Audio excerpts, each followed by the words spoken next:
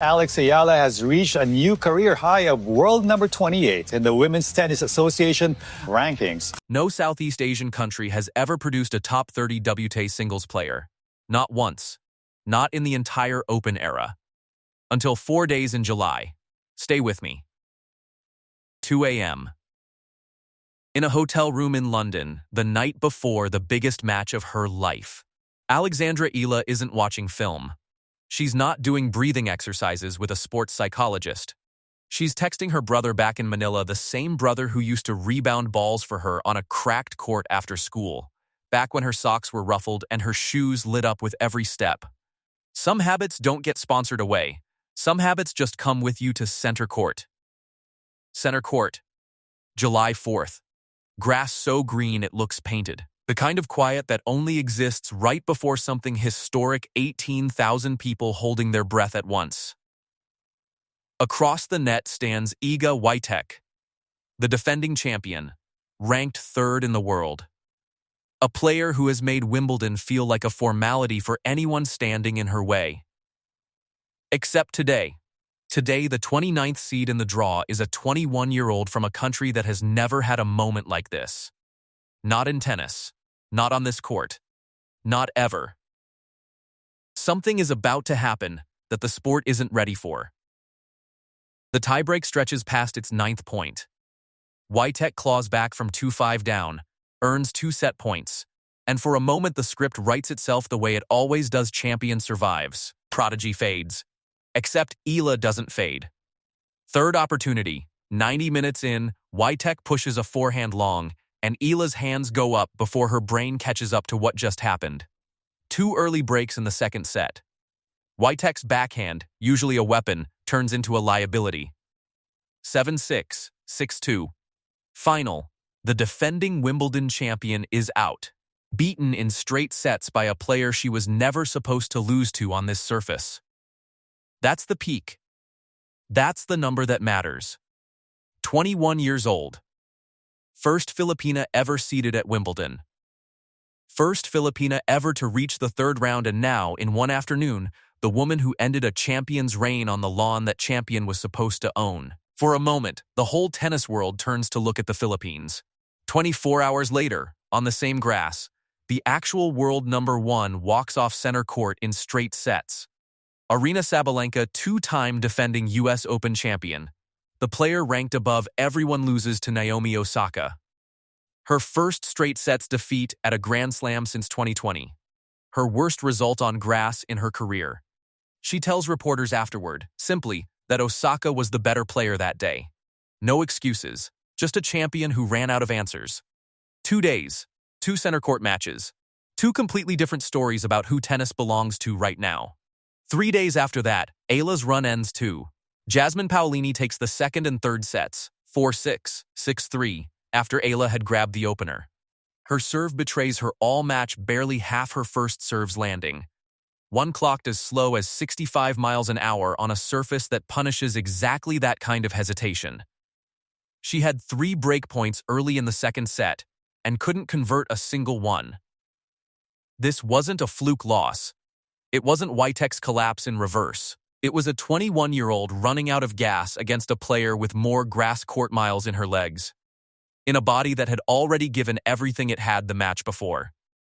She sits in the press conference afterward and doesn't make excuses either. She talks about wanting to be an example for young girls back home, about being the first version of herself, not a copy of anyone. Then she leaves the room. No trophy. No fairy tale ending. Just a flight home and a 4th round exit that on paper looks like nothing more than that.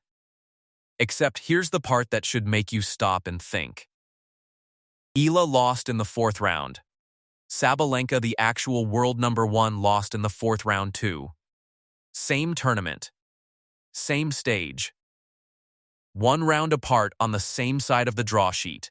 The 21-year-old, ranked 28th in the world, had just outlasted the best player on the planet. A loss that, under any other circumstances, would have been forgotten by the following Monday, instead became the reason an entire country stopped waiting for permission. 48 hours after Eala's exit, The Bank of the Philippine Islands, her sponsor since January 2023, posts 2 words on Facebook: rising higher. Underneath it, a photo of Eala at her career high ranking, and a message addressed, in the bank's own words, to every young girl back home with ruffled socks and light-up sneakers. This isn't the first time BPI has celebrated her. They posted when she cracked the top 75. Routine stuff: a logo, a congratulations, gone from the feed in a week. This one was different. This one wasn't a press release. It read like something closer to a national anthem written for one person. And the timing wasn't an accident. It landed while Eala was still on a plane home, still absorbing a loss, and somehow, that loss was the moment her country chose to say, out loud, that her worst week was still their best one. That's not marketing. That's a country deciding who it belongs to next. Now here's where you have to be careful with what you actually know, and what you don't. Nobody can tell you what's inside Aryna Sabalenka's head. Nobody outside her team knows what she felt watching that P-post land while she was still processing the worst grass court loss of her career. What we do know is this.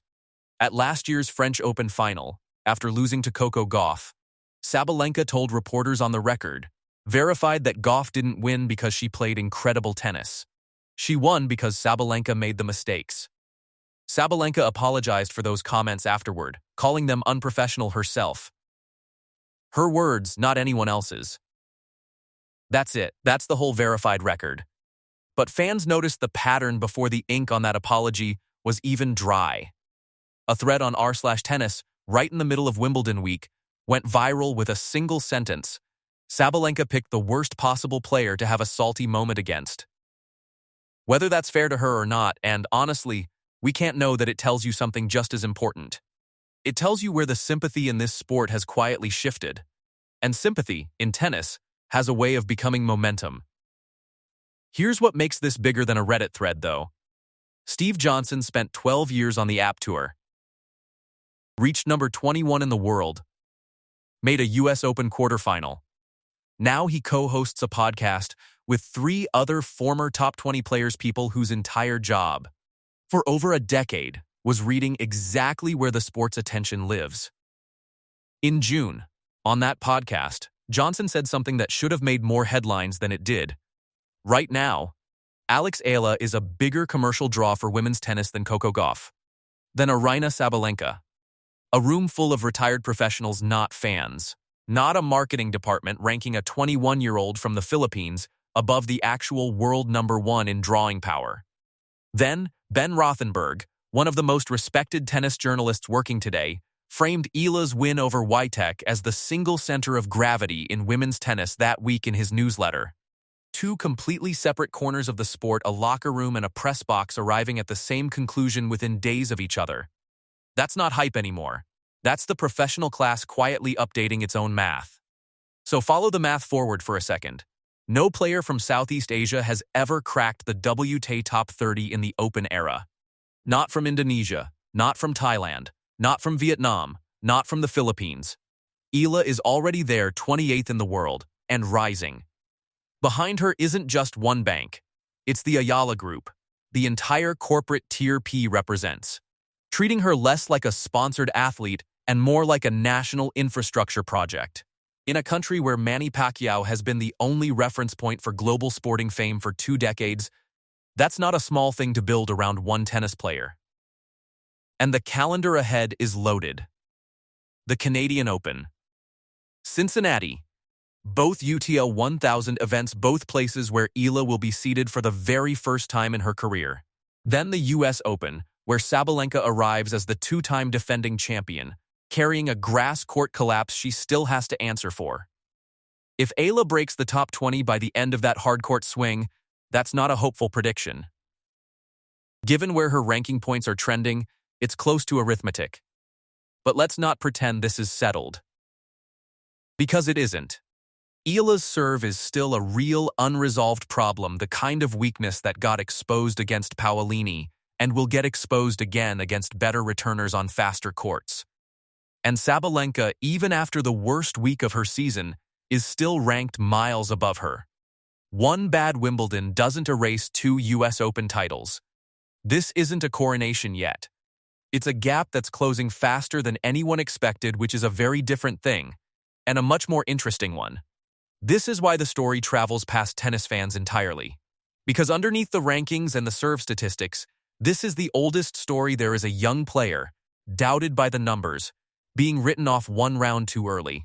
It's the feeling of being underestimated by people who were sure they already knew how your story ends. Every person watching from a country that's never had a name like this before understands that feeling in their bones, whether they've ever picked up a racket or not. That's why a bank posted 2 words instead of a press release. That's why a Reddit thread went viral instead of dying by Tuesday. People weren't just watching a tennis match. They were watching someone prove a room wrong in real time. She's 21. This is not close to finished.